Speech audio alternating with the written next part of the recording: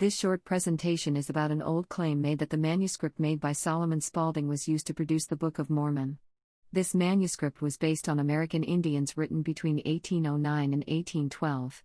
Solomon Spaulding died in 1816. The allegation is the manuscript made its way to Pittsburgh, into the hands of Sidney Rigdon, who with Joseph Smith borrowed ideas from it to create the Book of Mormon.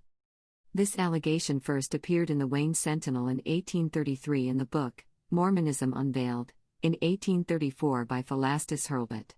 Hurlbut gathered a number of affidavits from witnesses claiming a connection between the Book of Mormon and the Spaulding manuscript. The credibility of these affidavits have been discounted due to the high degree of similarity they have to each other. Mormon critic Fawn Brodie wrote, "The very tightness with which Hurlbut here was implementing his theory rouses an immediate suspicion that he did a little judicious prompting."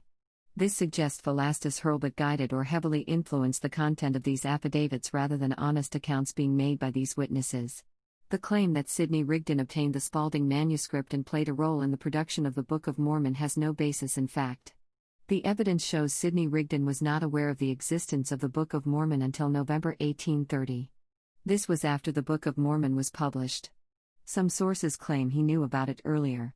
Abel Chase suggests he knew of it in 1827, but Abel Chase makes this statement in 1879, reflecting back to when he was around 13 years old, and uses the words, "as near as I can recollect."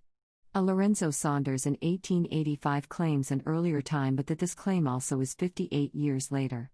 Critic Fawn Brodie wrote, "The tenuous chain of evidence accumulated to support the Spaulding-Rigdon theory breaks altogether when it tries to prove that Rigdon met Joseph Smith before 1830. The actual Spaulding manuscript eventually made it into the hands of a man named L. L. Rice. He compared the Spaulding manuscript with the Book of Mormon. His conclusions are as follows. This manuscript does not purport to be a story of the Indians formerly occupying this continent, but is a history of the wars between the Indians of Ohio and Kentucky, and their progress in civilization. It is certain that this manuscript is not the origin of the Mormon Bible, whatever some other manuscript may have been. The only similarity between them is in the manner in which each purports to have been found, one in a cave on Conneaut Creek, the other in a hill in Ontario County, New York.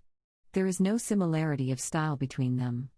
As I told Mr. Deming, I should as soon think the Book of Revelations was written by the author of Don Quixote, as that the writer of this manuscript was the author of the Book of Mormon."